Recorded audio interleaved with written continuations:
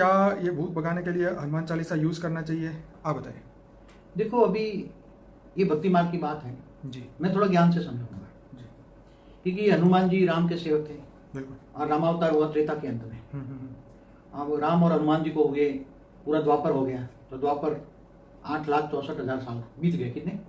8,64,000 year. Right. तो उसी time तो राम की भी आत्मा में भी वो पावर नहीं होगी इसी वक्त, ना अब हनुमान की भी आत्मा में इतनी पावर होगी। कोई भी आत्मा जब धरती पर, चाहे भले जन्म नहीं लिया, सूक्ष्म में काम कर रहे हैं हनुमान जी, सूक्ष्म में, मगर आज उनकी करोड़ों लोगों की उन पर श्रद्धा है, भाव है।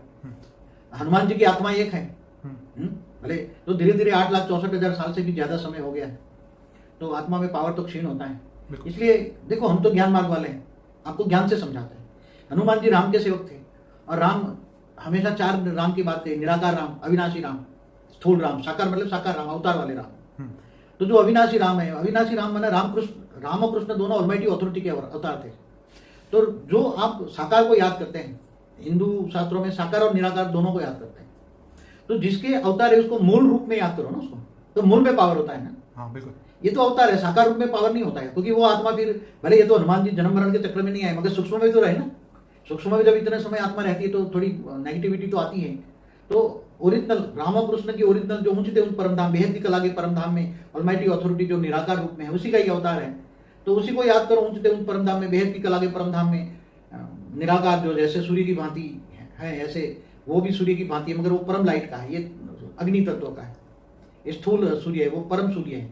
तो परम प्रकाश को याद करो, आत्मस्वरूप बनो, पहले अपने आप को जानो, तुम अपने आप को, स्वयं को जानो, तुम अपने आप को जानो कि मैं आत्मा हूं, शरीर नहीं। शरीर तो एक आपका साधन है, आत्मा का काम करने का एक साधन है।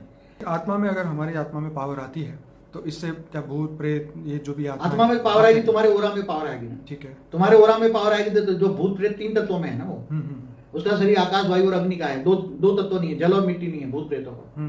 तो तुम्हारा ओरा देखेंगे ना, तुम्हारा ओरा देखेंगे तो वो देखते ही तुम देखेंगे ये तो कोई देवता है। आत्मा में पावर आती है, ओरा में पावर है, कारण शरीर, सूक्ष्म शरीर में, क्योंकि कारण शरीर से ओरा बनता है। तो तुम्हारे ओरा में देखेंगे व्हाइट लाइट है, व्हाइट लाइट जब पावर आती है तो व्हाइट लाइट होती है, व्हाइट ओरा बनता है। देखेंगे वो तो बहुत देवता है या देवी देवता है, ऐसा समझेंगे। तो वहां से फिर वो पावर बहुत आएगी, तो वो पावर का ओरा और परम शांति का वाइब्रेशन डालोगे। मन में परम शांति सोचो, बोलो परम शांति मिल जाएगी, पूरे घर में परम शांति के वाइब्रेशन डाल जाएंगे, तुम्हारे सूक्ष्म शरीर में से परम शांति निकलेगी। बल्कि तुम्हें जो कोई याद करेगा, दुश्मन भी याद करेगा, तो उसको परम शांति मिलेगी, सब कुछ परम शांति हो जाएगी। तो भूत प्रेत भी परम शांति के वाइब्रेशन से फिर वो भी परम शांति का शायद अनुभव करें, भी बदल जाए, नेगेटिव से पॉजिटिव बने और परम शांति का ज्ञान भी सुने। महादेव के अंदर पावर नहीं है तो ये तो रुद्र अवतार है ना, हनुमान में पावर कैसे होगी? आत्मा में पावर नहीं होने की वजह से